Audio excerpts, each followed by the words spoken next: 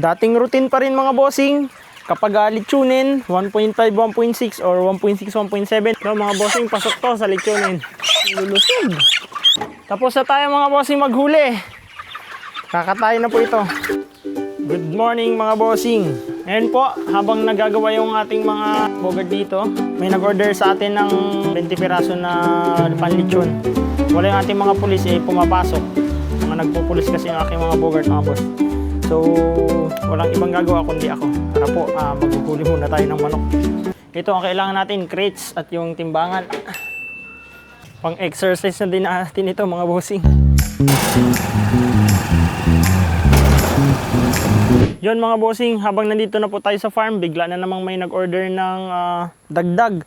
So, hindi na lang litsunin yung kukunin natin, kukuha na din tayo ng mga lalaki. So, dito tayo kukuha sa uno mga bossing. Tara po! So, lumood muna ulit tayo ngayon. Dating routine pa rin mga bossing. Kapag litsunin, 1.5, 1.6 or 1.6, 1.7. Depende dun sa ating pagdadalhan kasi may gusto na 1 kilos, 1.1 at 1.2. Ganun pa din, sako. Yan, may sako na tayo. At syempre, may sabitan pa din tayo dito. Kasi lahat nga ng poultry natin, may sabitan para anytime kapag mag-isa pwedeng magkarga ng manok. 1.5 to 1.6.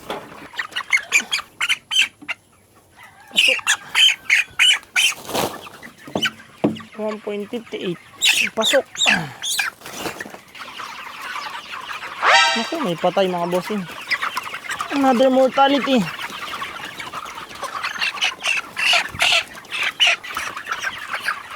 So mga bossing, pasok to sa litsunin.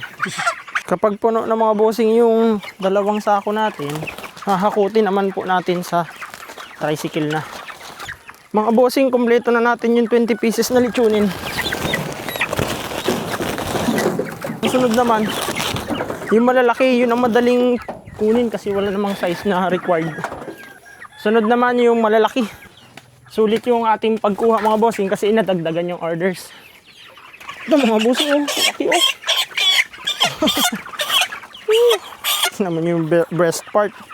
Yan ang natingnan dyan.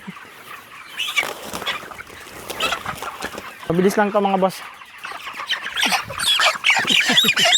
Lulusog. Tapos na tayo mga bossing maghuli. Kakatayin na po ito. Ayan, dumating si Kuya Nuli mga bossing. Yes, samahin na yun dyan. Bale, 20 pieces din yung malalaki mga bossing. Ayan, tinulungan tayo ni Kuya Nuli. Okay na itong sa akin. Naka 20 piraso na malalaki na.